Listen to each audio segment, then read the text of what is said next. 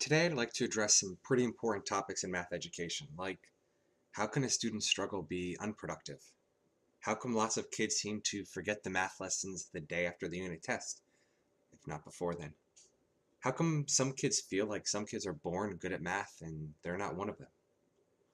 So I'll ask my students, how many of you have ever felt like you understood the math topic and got the questions right during class, but then 2 weeks later, come test time, you totally bomb it? And every hand flies up. I'm not talking like this. Like every student is like this. So why is that? Why is it some things we can remember 2 weeks later and others it's like, whoops? So I'm going to tell you what I believe research tells us about this issue. So here's Lou's knowledge or schema about a certain topic. Let's say arithmetic, adding, subtracting, multiplying.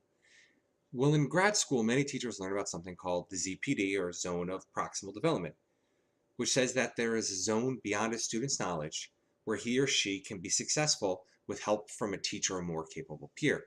So let's call this new area the ZPD. And today's lesson is on, let's say, multiplying fractions, which confuses Lou at first. And he proceeds with the problem incorrectly, but a groupmate sees Lou's struggle, helps him, and Lou's able to get the problem right. And more impressively, at the end of class, the teacher gives an exit ticket on a similar problem, and Lou gets the problem right completely on his own.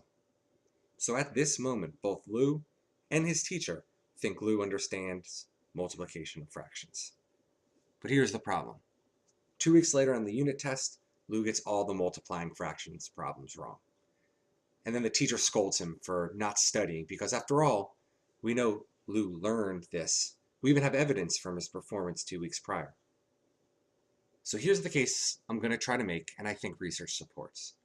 There's another zone, confusingly called the ZPC, so close, which stands for the Zone of Potential Construction. Now this definition doesn't include anything about help from the teacher or a more capable peer. It simply is defined as the modifications of a concept a student might make when he or she interacts within a mathematical environment. I think that's kind of confusing, so I want to show an example. Here's an example of what the Zone of Potential Construction, or ZPC, might look like in a different classroom setting. Linda's made sense of two-digit multiplication using an area model like this. Now her teacher prompts her with a 3-digit by 2-digit multiplication problem. So maybe originally Linda brings in the same area model she's always used. But here she might get stuck, because unless she can multiply 180 by 40 in her head, she's not going to make progress. But a reasonable accommodation for Linda to make, when that would be within her ZPC, would be to modify her current understanding that an area model always needs to be a 2 by 2. And she might draw something like this instead, which gives her an easy solution path.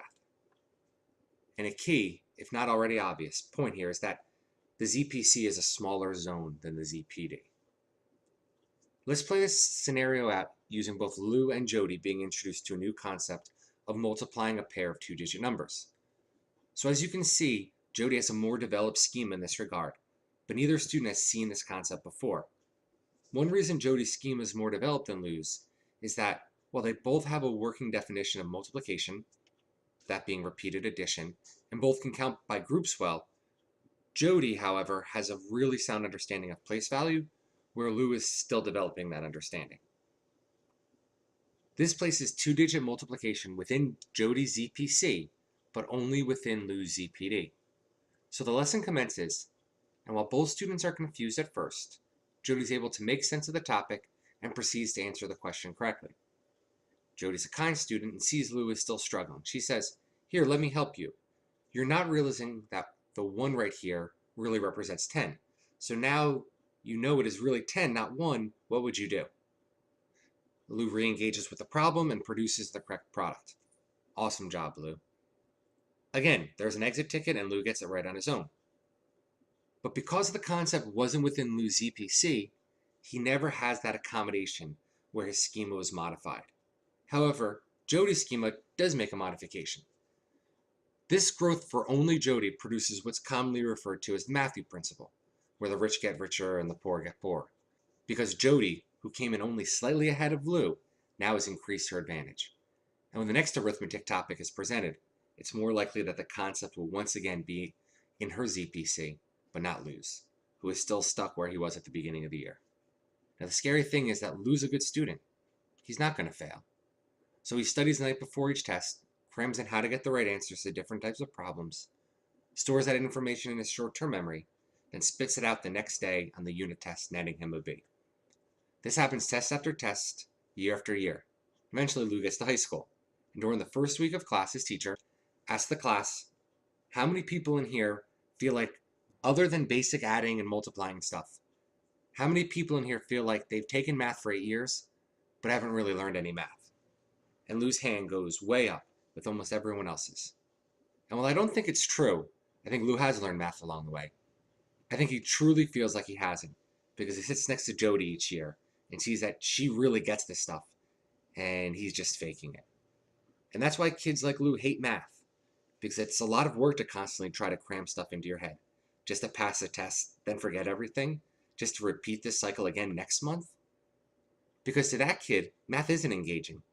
Math isn't beautiful. It doesn't make sense. It's just a set of rules and procedures to be memorized, which when surveyed is what the overwhelming majority of US kids say math is. And I also think it reinforces the notion to our students that some kids are just born good at math. I mean, Lou is working hard, getting B's after studying his butt off, and still not remembering a thing he learned 2 weeks later. Where Jody just gets this stuff right away, and she remembers it. And she'll say things like, oh, this is like the thing we did last year. She clearly has the math gene. And I think it all stems from this idea of concepts being within many students' ZPDs, but not their ZPCs. So as educators, how do we help target our lessons to be within our students' ZPCs? It's a great question, and this video is already long enough, so that will have to be the topic for another video.